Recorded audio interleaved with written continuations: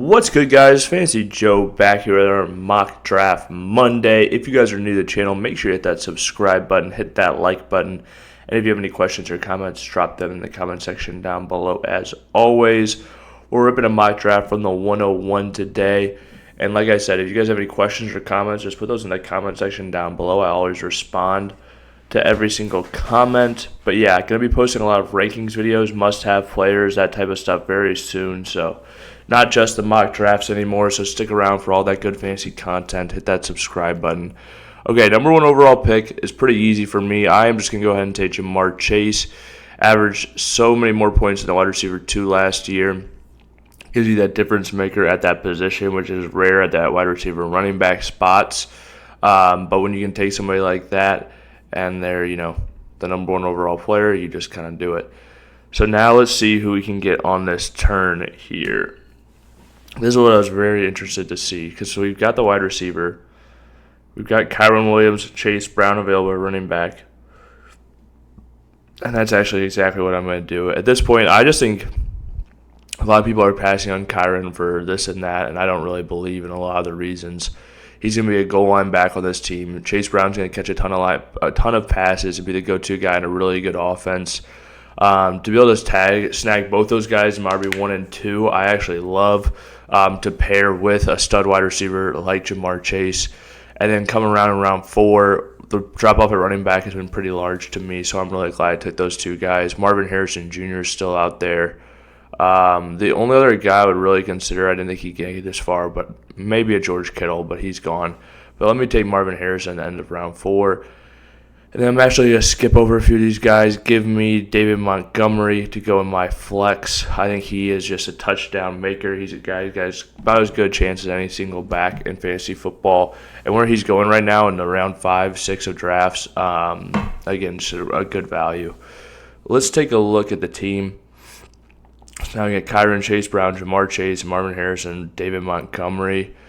Don't really love any of these quarterbacks out here right now. Some of these wide receivers are very interesting. I'm going to take Caleb Johnson because there's a teardrop after him to me. I'm just going to focus on wide receivers now for a really long time. Give me Calvin Ridley. He had a good season last year. I would say he was close to 1,000 yards. Yeah, he had 1,017 yards, only 4 receiving touchdowns. But that was with Will Levis and some awful quarterback play. Mason Rudolph was some of his better games.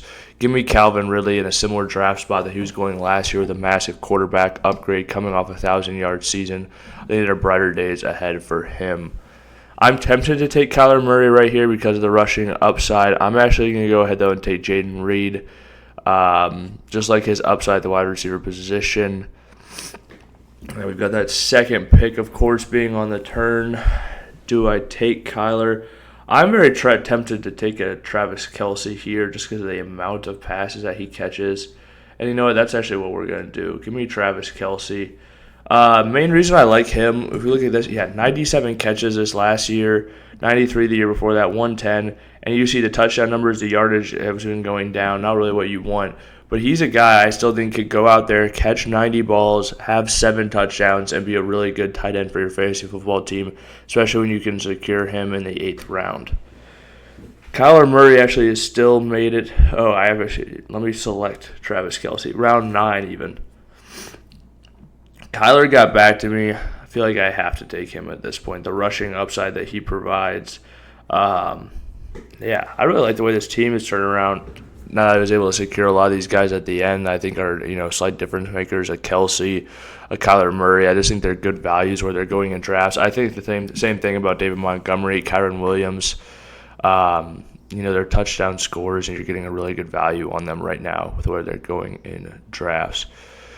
Taking a look at who is still out there, let me take a shot on Keon Coleman. It's round 11. He was banged up for a big chunk of last season, but if he takes that next step in this offense, could really need him.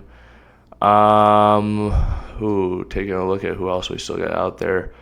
I'm going to take a shot at Trey Harris from the Chargers, rookie round 2 selection. Let's take one more shot over here. You know what? We're going to take Xavier Legette. There's some better players, but you got to shoot for your upside here. And we'll go ahead and take Devin Neal. Maybe he's got a bigger role week 1 than we're projecting him to right now with the Saints. But okay, so let's go over the team. With that number 1 overall pick, we secured Jamar Chase. And we're able to snag an incredible running back tandem of Kyren Williams and Chase Brown. Get Marvin Harris in round 4, David Montgomery in round 5. Get Caleb Johnson, Calvin Ridley, Jaden Reed, Keon Coleman, Trey Harris, Xavier Legette, and Devin Neal on the bench. And then we rounded out with Kyler Murray at our quarterback spot and Travis Kelce at that tight end spot. I really do like the team, especially just having a stud like Jamar Chase on the roster. You've got a guy who's got a really good chance at scoring touchdowns each and every week in Kyren Williams, David Montgomery, a guy who's going to be super involved in his offense on an every down back and especially in the passing game, and Chase Brown.